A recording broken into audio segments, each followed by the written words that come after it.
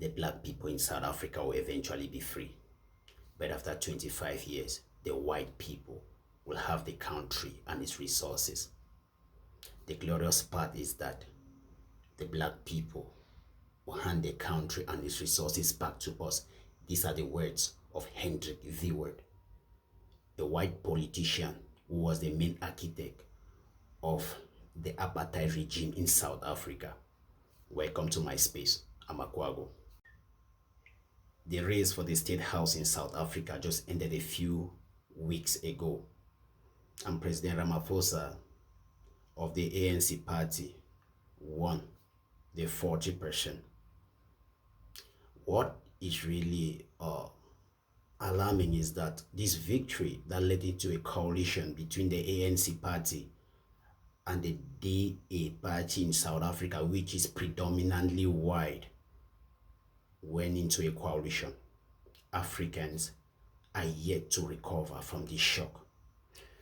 You remember the apartheid regime in South Africa and how it got our people enslaved over there.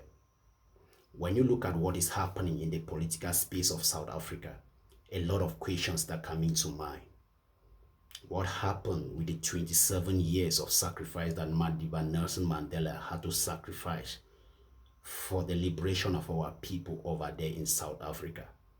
You start asking questions like, was the murder of Chris Hani in 1992 in vain? Because these people died because they wanted a better life for their progeny in Africa.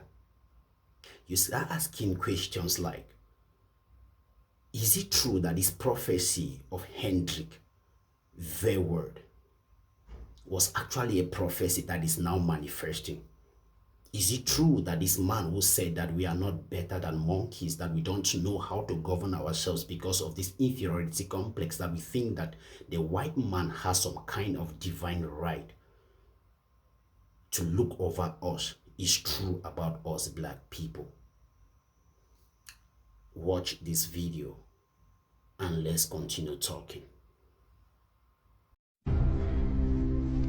Is there something you could tell the court before pronouncement of your sentence? All we want is freedom.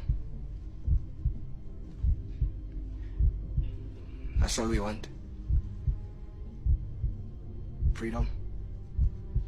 Freedom for children to learn. Freedom for men to work. For mothers to love. For a nation to grow. That's all we want. Equality.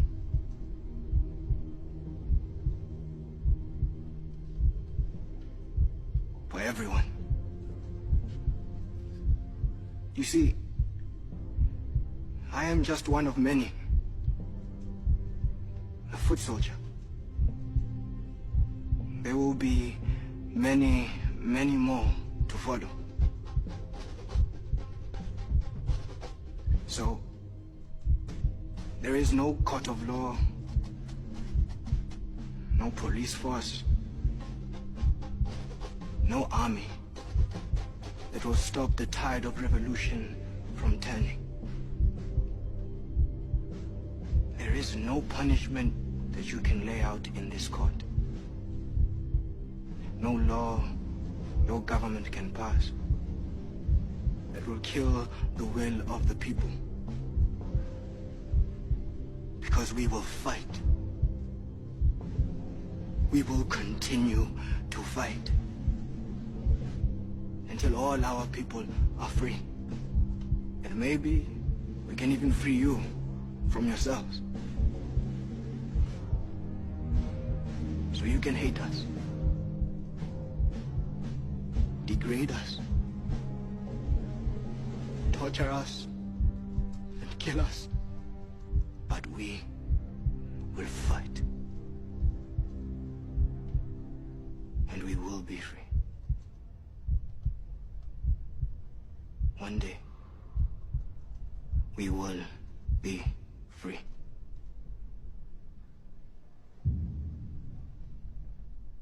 Amandla!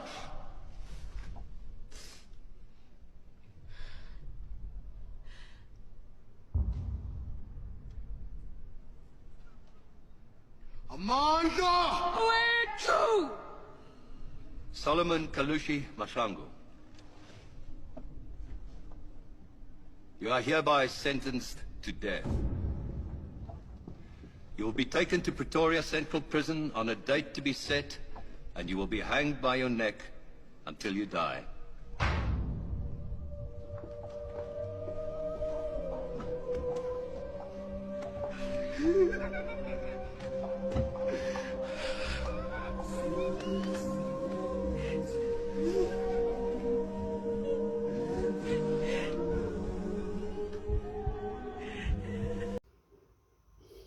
It is difficult to understand why. Was it necessary for ANC to really go into a coalition with another party in South Africa? Okay, yes, fine. Maybe that coalition was necessary, but what happened to EFF or to the MK of former President Jacob Zuma? Do you not see that sometimes we behave like we black people have been cursed? Yeah, just look at the situation. Because the truth is, South Africa is gradually drifting back to the apartheid regime that our people were liberated from politically in 1994. It means that in spite of all the stress that our ancestors went through to liberate South Africa, the black people of South Africa are losing hope on a daily basis with occurrences like this.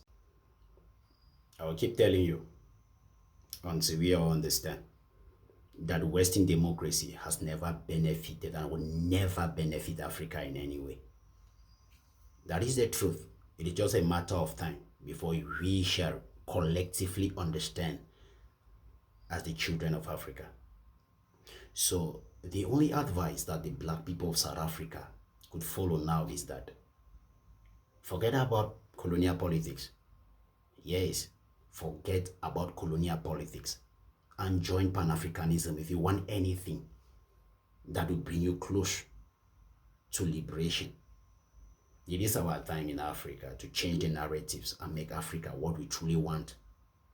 But it demands a collective call. We must work together. Forget about colonial politics and join Pan-Africanists like the EFF party that is really standing for a borderless Africa. That is the only way out.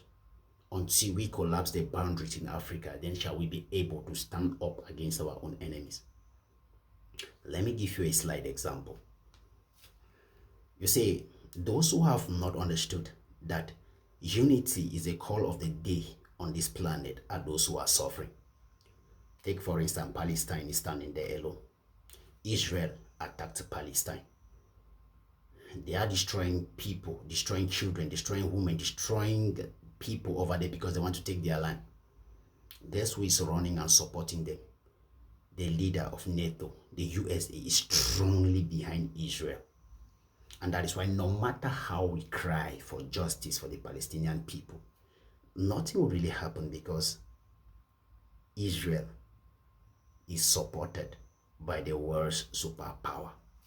All the members of NATO, if anything happens to any of them, you answer to America, go to China.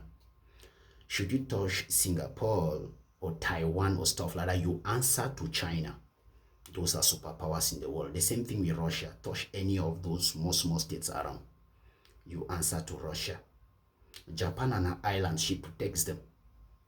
India is a giant on her own. You cannot touch India just anyhow. But come to Africa. Attack Central African Republic. The man in Uganda will be telling you that that is a sovereign country.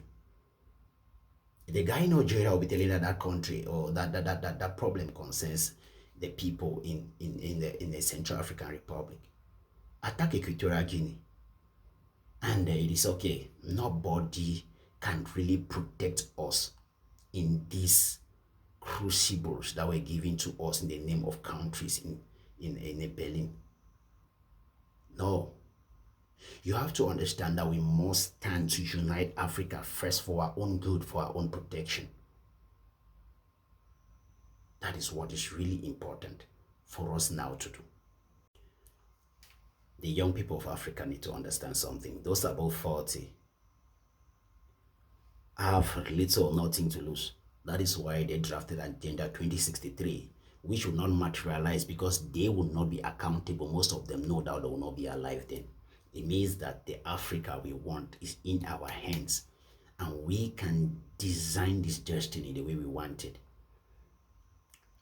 Around 1946, when Nelson Mandela was still a young man, that is when he started fighting for the liberation of South Africa before they were in prison in the 60s. Chris Hani was assassinated because of his fight against the apartheid regime. Was a very young man during his assassination. And so was Sabokwe.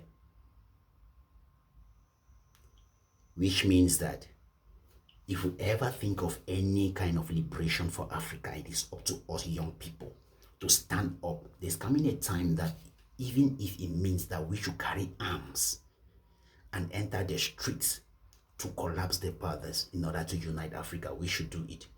You know why? Because it is our right to live the kind of life we decide for ourselves on this planet. You have to understand that there are people working for a one world order that will eventually enslave especially the black man, because they don't want you to exactly know who you are, because you are a god. And should you really realize the kind of powers you have, they fear that you will do to them, or perhaps more, the kind of evil they did to you and your ancestors. That will not necessarily be true, but for our own good, we have to start working collectively on a daily basis towards a collective Africa, towards a united and prosperous Africa. We cannot afford to rely on the EU. We can't. And to South Africa, the ruling bench of South Africa, I lack words to express how I feel. Sure.